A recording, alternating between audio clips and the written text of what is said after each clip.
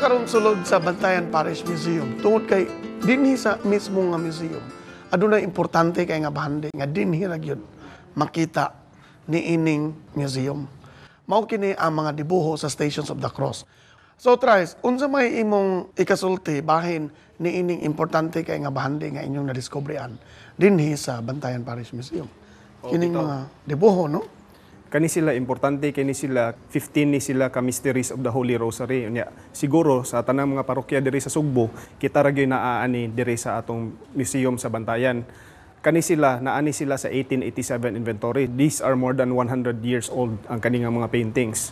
Kani siya ang iyang medium nga gigamit ani is kanang kuan oil unya mo ni siya kung atong tan-awon karaan na gyud kay siya. In fact ang uban ani nangagisi-gisi na naguhay-guhay na ang naa sa kilid.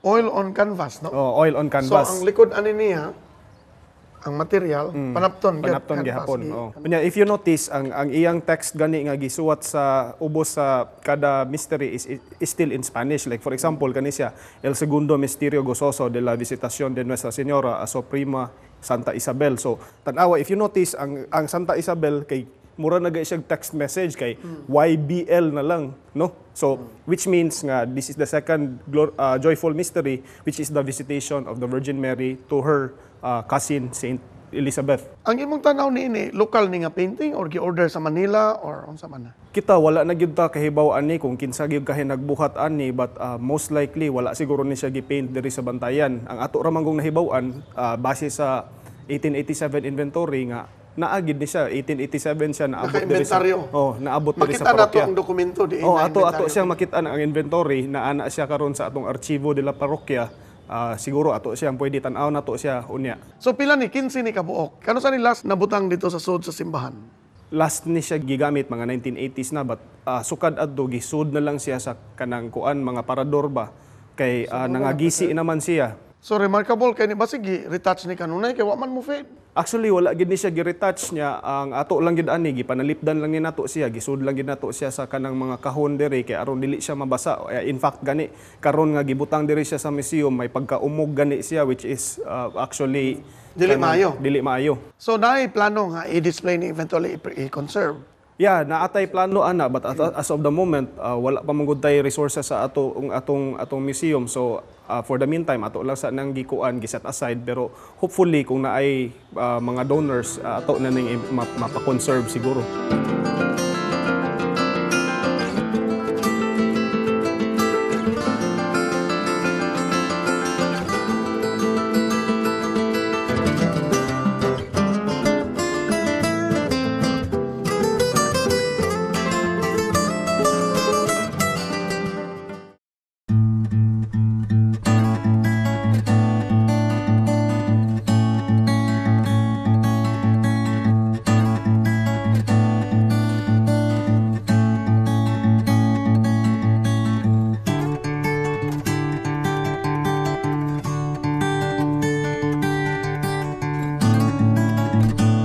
Higala, dili tanang bahandi, patay o nuara sa atong mga kagikan. Doon na sa tayo mga nahibiling mga buhing bahandi. O karon atong mga sinati o makahinabi ang usa ni ini nga niya dinhi sa Bantayan.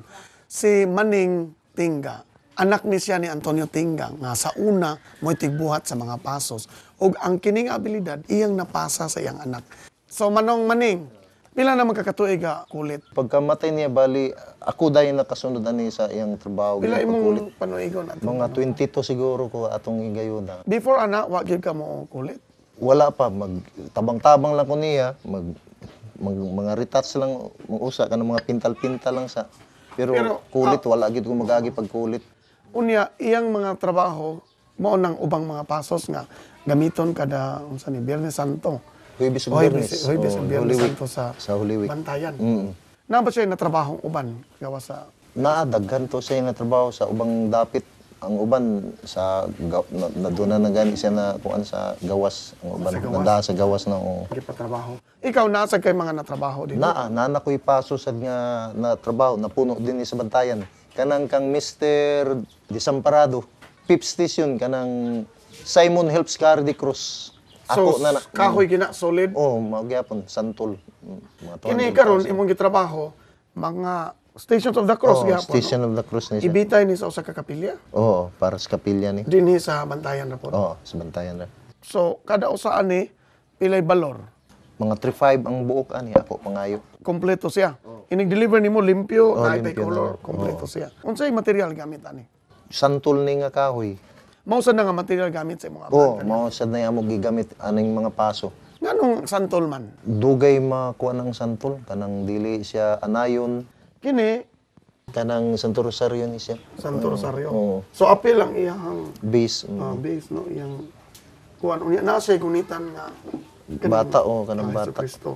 So imo pa ning gitrabaho Oo, karon. trabaho. Kini pila man ni siya kung Kana magtrabaho. siya 10,000 dana bisti. Apil na best Oh, niya. mauman sad na ipangayo siguro sa Siburon. Mo ni imong mga galamiton no. Mao ni ruminta sa ako pa ni amahan ng uban. Asa imong amahan pa Oo, ni. iya pa ni tanan mga Kining santo ninyo mao na iyang usa ni trabaho. mga katapusan Oo, niyang gibuhat. Oo, mao na sa usa sa iyang trabaho. Kaning abilidad sa pagkulit imo ning nakatunan sa imong amahan. Oo, sa Gitudloan gyud kaniya actively or sa pagtabang-tabang? Oo, sa niadto iya gyud kong tudloan pero usay sa una bata pa man ko murag di kay ko interesado ani. Oo, nga Pagtapang-tapang. trabaho. Oo, nya. Maglaag-laag sa ka. Magdagandagan ko sige basketball. Oo. Kung mapreserban ni matago ni siya, matipik og ayo. Minsan pag wala na tas kalibutan, makahinumdom pag yun sila. Oo, kuan may nagduman gyud og kinsay naghimo. Mausad na sa imong amahan, no? Oo, mao na Makaila sa pa ang amahan. mga tao. Oo, makaila na sila. Sa na aga buhat. Oo.